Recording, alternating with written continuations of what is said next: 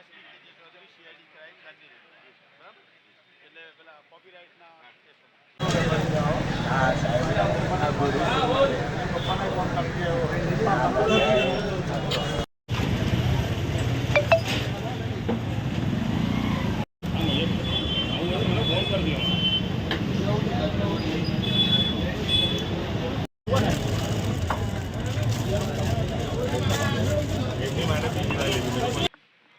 બોલો, હું બોલું?